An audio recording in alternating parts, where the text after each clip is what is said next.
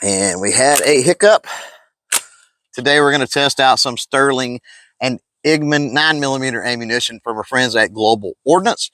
And I thought a fun way to do that would be to use the notoriously unreliable piece of junk, worst pistol ever produced on the planet, the Tec-9. So let's go. What's up, crew? It's Chris with CloverTac. Welcome back to the channel. And before we talk about the ammo, before we go down range and try to put rounds on steel, let's talk a little bit about the Tec-9. Now, my Tec-9 is an OG model. When I picked it up years and years ago, come in the original box, the pistol, 3 magazines, and a barrel extension. One of the notoriously unreliable things about Tec-9, one of many, is the magazines falling apart. So I have had one of those fall apart. I've only got 2 magazines, but the Tec-9, built from 1984 to I think 2001, 5 or 6 different models over the year, most notably because of the 1994 assault weapons ban, which did sunset in 2004. And the later models, to be compliant with that ban, got rid of the barrel shroud. That's probably the most notable difference. And that was kind of sad because while they got rid of the barrel shroud, that also eliminated the barrel extension. And the Tec-9, not known to be, and certainly is not even close to being what I would consider an accurate firearm.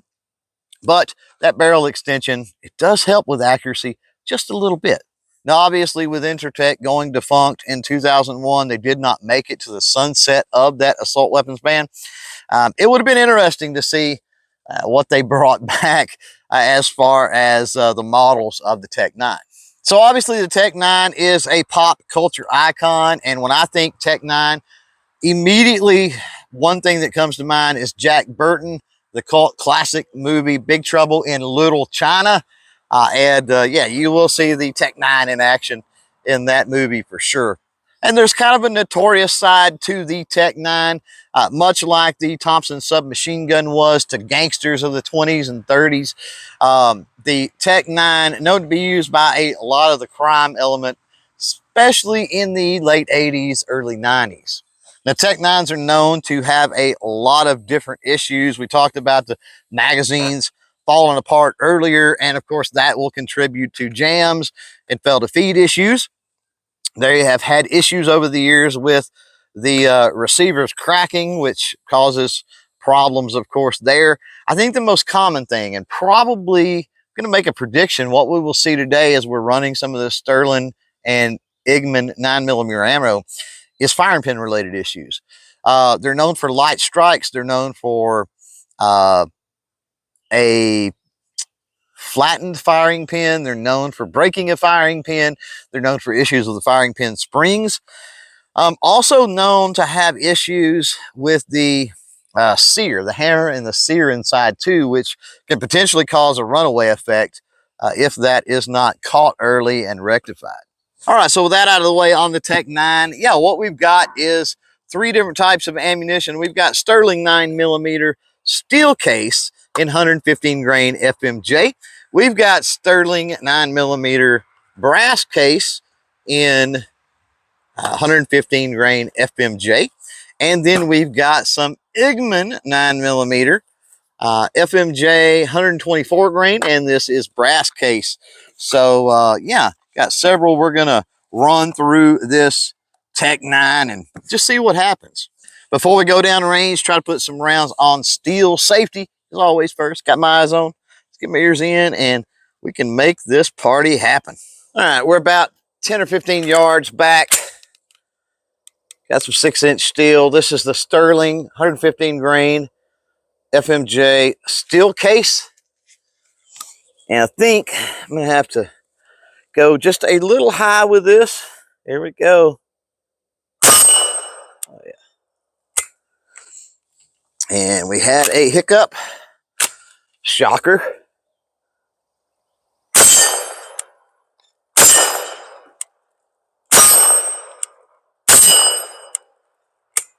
Another hiccup. Shocker. Another hiccup. Shocker.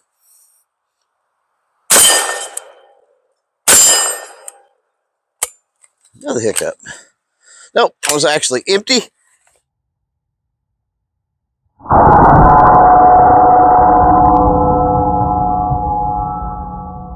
Let me grab one of those that hiccuped. Probably going to be a light primer strike, but we'll get one and see. And yep, as I figured, I'd mentioned that earlier, the Tec-9 here does have issues with light strikes, and this particular ammo from Global Ordnance does seem to have a harder primer cup than a lot of the ammo out there. So kind of figured that would happen. Still, we got quite a few rounds downrange. All right, now we're loaded up with the Sterling 115 grain FMJ in the brass case. See if we do any better. Haven't had any jams, which was really cool and impressive considering the one we're shooting today. Here we go.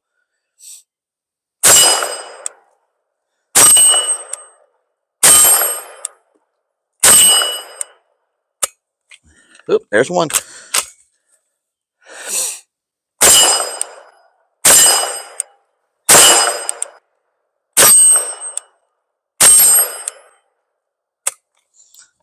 And we're out.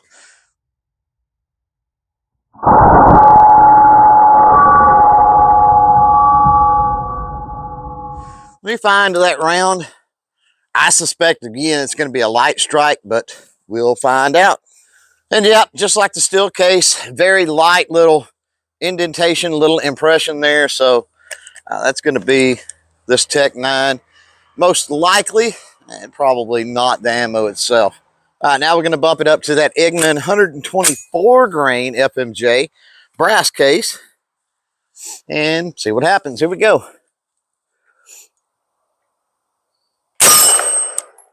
Sounds like it hits harder, but we do have hell to fire.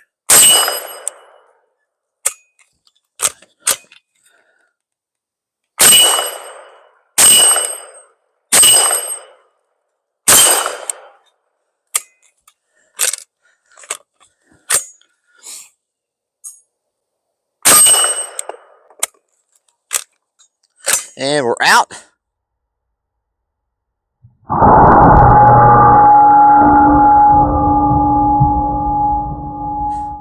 Let me grab one of those rounds. Going to be a light strike again, I can promise you, but we'll find out for sure.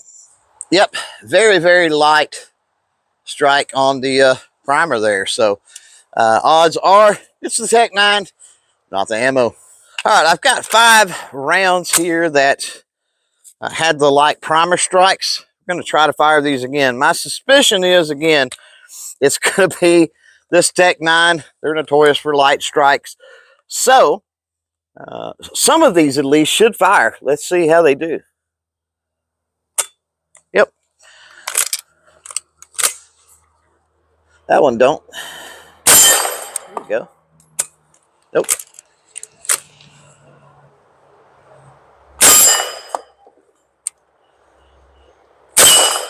Uh-oh.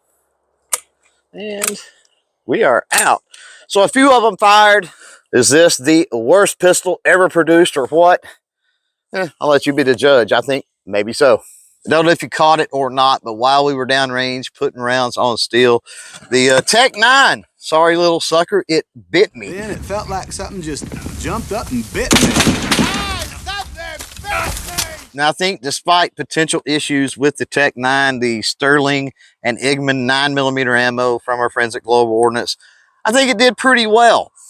Speaking of the Tec-9 here, it gets a lot of hate, but it's a pop culture icon. Because they haven't been made since 2001, they are somewhat collectible. And as you can see, out on the range, pleeking steel, they're a ton of fun. If you're looking for some other fun videos here on the channel, well, I got you some stuff right here as for this one we're done. So thanks for hanging out. Thanks for watching. And until next time, don't forget to chain fire freedom.